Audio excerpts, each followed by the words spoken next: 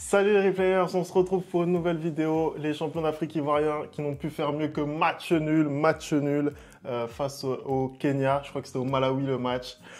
C'était un bon petit 0-0 des familles Anderson. Bah, écoute, le champion d'Afrique est enfin stoppé dans sa lancée. Hein. Un match très surprenant. Hein. Je n'aurais pas pensé que cette équipe kenyane aurait pu poser autant de soucis à la sélection ivoirienne. Mais bon, c'est l'Afrique, hein. On est toujours surpris. On est surpris partout, par l'état des pelouses, par le niveau de jeu, par les scores. Allez, on va débriefer ça tout de suite. C'est parti.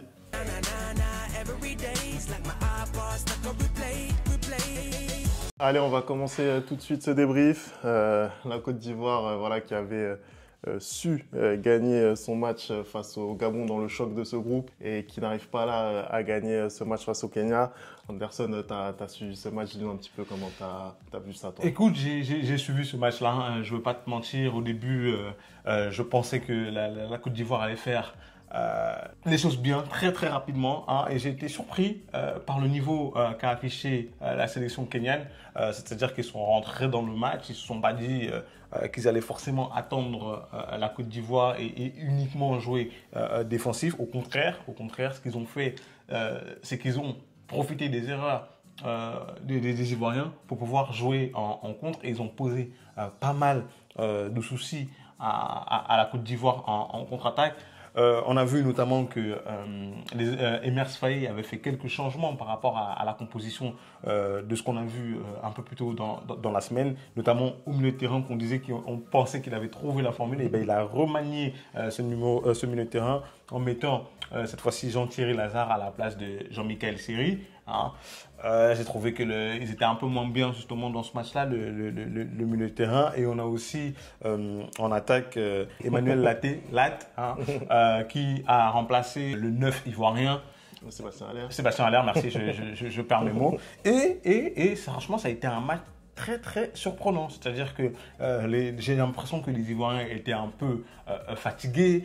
J'ai l'impression que les Kenyans sont venus vraiment dans l'optique de gagner un point ou avoir une victoire, donc ce qui nous a rendu quand même un match assez plaisant dans les occasions, dans les tentatives, même s'il n'y a pas eu de but. Ils ont joué de manière décomplexée.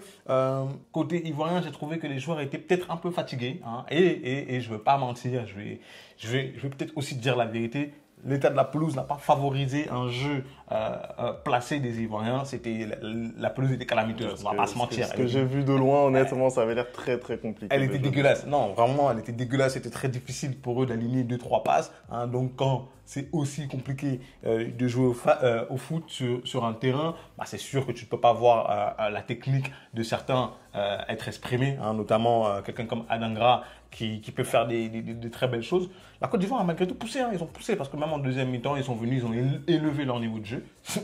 À quoi le Kenya a répondu en élevant aussi son niveau de jeu. Donc on a eu des occasions de part et d'autre. Le Kenya a eu l'occasion, notamment une très belle contre-attaque de mettre le but du chaos pour la Côte d'Ivoire. Et la Côte d'Ivoire aussi, à la fin du match, met cette transversale, encore une fois de plus, qui l'empêche de prendre les devants. Donc très beau match de la part des Kenyans qui arrivent à avoir un résultat face à des Ivoiriens un peu fatigués et pas trop aidés par la pelouse. Voilà. Quand on regarde un petit peu la feuille de stats Anderson, on constate que les Ivoiriens, ils ont eu la balle les 2 tiers du temps, qu'ils ont tiré 10 fois au but, mais qu'ils ont cadré une seule fois. C'est quoi ton ressenti par rapport à ça? Est-ce que ça s'est traduit comme ça à l'image, on va dire? Totalement. C'est ce que je disais, c'était qu'on avait l'impression d'une domination un peu stérile. J'ai trouvé qu'ils n'étaient pas efficaces, qu'ils étaient un peu fatigués. J'ai trouvé que les conditions dans lesquelles ils ont joué aussi n'étaient pas favorables. Et donc, petit à petit, les organismes ont ressenti cette fatigue-là. Et ce qui s'est traduit par des frappes non cadrées, notamment des imprécisions aussi techniques dans le dernier geste, dans la dernière passe, peut-être de la lucidité aussi. Quand je regarde une des dernières occasions qu'a la Côte d'Ivoire, Adangra qui va à gauche, qui élimine le défenseur, au lieu de faire une passe en retrait, il tire. Tu vois, c'est tout ça qui me font dire aussi qu'ils n'étaient pas forcément dans des conditions optimales pour aller chercher ces 3 points aujourd'hui. Mais je pense qu'au contraire, c'est peut-être une bonne chose pour eux parce que ça va permettre de ne pas se relâcher et de continuer à être performant dans ce groupe-là, parce que ça donne au Gabon la possibilité de se relancer en cas de victoire contre la Gambie, exactement. Si le Gabon gagne contre la Gambie, ils reviennent à un seul petit point de la Côte d'Ivoire. Donc je pense que ça va aussi leur donner la possibilité de rester focus, de rester concentré et d'aller chercher cette qualification qui pour moi ne peut pas leur échapper en fait. Et justement, si on fait le bilan Anderson sur ce rassemblement pour les Ivoiriens, ça fait 4 points pris sur 6. Comptablement, c'est quand même plutôt positif. Ils restent invaincus puisqu'ils n'ont pas perdu en 4 matchs. Toi, est-ce que tu es toujours optimiste sur la capacité à la Côte d'Ivoire de faire cavalier seul dans ce groupe? Ah, mais moi, je suis totalement convaincu et je suis totalement optimiste parce que tu viens de le dire, Femi, c'est sur un rassemblement où il y a 2 matchs, ils prennent 4 points, certes, ils font un faux pas aujourd'hui, mais une fois de plus, la Côte d'Ivoire n'a toujours pas pris de but. La Côte d'Ivoire n'a toujours pas pris de but dans ces qualificatifs-là. En 4 matchs, c'est très, très, très fort. La Côte d'Ivoire a un boulevard devant elle parce que de tous les matchs qu'on a vus, même quand ils sont un peu bousculés, comme ça a été le cas contre le Gabon et comme ça a été le cas aujourd'hui, ils arrivent à ne pas perdre de points. Ils arrivent à ne pas encaisser de but. Et c'est tous ces signes-là qui me font dire que pour moi, ils vont se qualifier, mais très largement. Et ce sera mérité au vu du niveau de jeu qu'ils affichent.